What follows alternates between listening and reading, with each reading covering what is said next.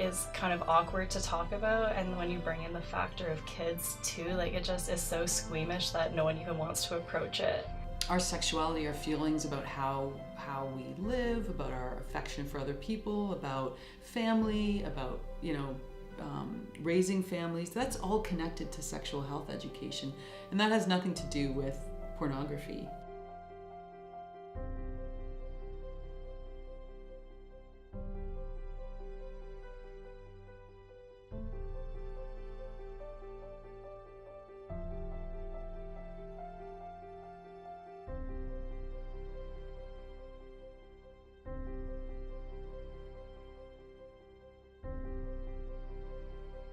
I think the idea that sexual health education is only about reproduction is not correct. So we shouldn't learn it from pornography. It doesn't do the same work. One of the first things I think we need to, as a society, work on is removing the stigma around sexual health education. There was a very clear message about not talking about sex. So it led to lots of misinformation. The first sex ed I ever got was in grade 4. I did learn in school, but it was a very strange lesson. My parents got these books that were horrible. Gender and sexuality were never touched on, but the older we got, in grade 8 and 9 is when they started talking about sex and did the condom on a banana and the STI education, but that was pretty much it. It was essentially one class in it was during gym or phys ed, and literally my teacher put me and my other women, so we were separated, the girls were in one class, the boys were in the other, and we went into a room and watched a film, and it was just a really bizarre film about growing up. And it was just strange. And the boys had a different film about growing up. And really that was it. It's really polarizing, especially if you don't relate to your gender as a young kid, but you don't really have the vocabulary for it. And I think it enforces a binary. I think that probably they were understood to be really great teaching tools, but my parents' ability to actually present them and have a conversation with me about them was extremely limited. And I think they did their best, but it was terrible. So I relied a lot on friends who had older siblings. And it sent the message to us that there was something kind of wrong with sexual health education. In some of the historical research that I've done, this is the experience for a lot of people in Canada historically, is they just don't receive enough or really kind of robust sexual health education. Sexual health is an all-encompassing topic. It's not just about what type of sex you want to be having or how to have that type of sex safely. It's what do those different body types look like? How are they supposed to function typically? And so that when your body is sick or if something is unusual, that you recognize that. And so as children, they have the ability to check that for themselves and they're more comfortable with that. You can look at the empirical data of teenage pregnancy, for example, as having a direct relationship to an abstinence-based sexual health program. Some of the research that I've done on the history of children and youth in Canada tell us that in the past, when children did not receive any education about sexual health, they were actually more vulnerable to problems later on. They were vulnerable to miseducation. They didn't understand their own bodies, and oftentimes they ended up feeling quite embarrassed about their well-being. So I think it's really critical. I think our biggest factor that prevents a comprehensive sexual health education is our morals and our shame. Late bloomers feel a lot of shame, early people are a lot of shame, so I wish it was just more laid out in the curriculum that there is no right way to go about it. The younger a kid is, when they start learning this information, the less shame they have built up inside themselves. So I'll walk into a grade 2 classroom and before we've even started the presentation, we have a kid putting up their hand really eagerly asking I've heard and I'm not sure, but I would really like you to clarify that when sperm comes out of the penis, is it called ejaculation?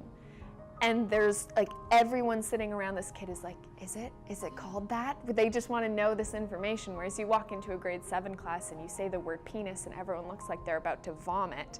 So if we start earlier, we're going to create these youth who are way more comfortable talking about bodies, way more comfortable with their own bodies, and ultimately it's just creating healthier, more prepared young people. And contemporarily, we know from research that children who receive no sexual health education often turn to other sources to get that education, and sometimes those sources are not very accurate, whether it's the internet or just listening to friends.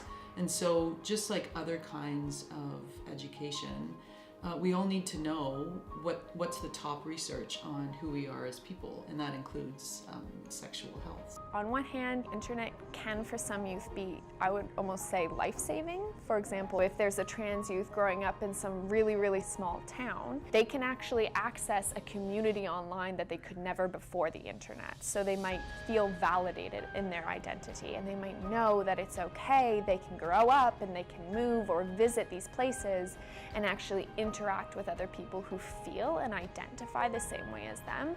But on the other hand, they could go on the internet and they could, God forbid, come across some really intense pornography. And if they weren't prepared for that, if they've never seen any body other than their own and maybe their siblings in the bathtub, some of those things could be very jarring. I think it's impossible to say that porn hasn't had an impact, just in terms of its accessibility to young people. It's not just XXX porn that we're talking about that, is available only at adult theaters. It's little, GIFs and things that come through your Facebook feed. Pornography can also be quite violent, and violent against women. And so, for young men to get that message that that's the expectation in that encounter between two people, I think is really misleading and can be quite dangerous. So we would hate for youth to watch pornography and think that this represents a healthy, functional relationship when they've never had one of their own, and then take this as an example going forward in life. We use the situation of watching pornography and thinking that's how you should have a functioning, healthy sexual relationship would be like watching Fast and Furious and thinking it's driver's education.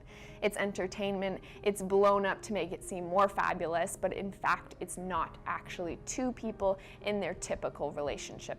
I think porn has really screwed up how people view sex and relationships, especially because if you're, in my case, started learning about sex when we were in grade 8, well, people start watching porn when they're in grade 7 and 6, and so the first view you ever get of sex is often really violent. If you think that's natural, it just gives really false expectations. Pornography is not sexual health education. It doesn't pretend to be, so we shouldn't look on it as that. Internet pornography is one of those things where I would not keep the topic of sexuality under wraps until my child started going through puberty or something like that, but building the foundation, as I said earlier, of having a dialogue. So these words aren't foreign, the topics aren't unnatural in your mouth, and your child that you're talking to has already heard you say these words before. We talk to young people in classrooms as young as grade 6, and we explain to them that porn is entertainment. It's not supposed to show a healthy relationship, and then just keeping the conversation open, like, I love that you enjoy going on the internet and that you enjoy Googling these things. Just so you know, there might be some images that come up that you weren't ready for of bodies, and if you ever see these things and they ever make you feel uncomfortable, then please come and talk to me, because I can definitely help clarify what this is or explain to you more about where this comes from and why people do it. Teaching consent as early as 3. Like, as soon as you have a body awareness, you have the awareness to say, this is my body, this is okay, this is not okay. Learning about sexual health is not something that can happen in one class or on one website.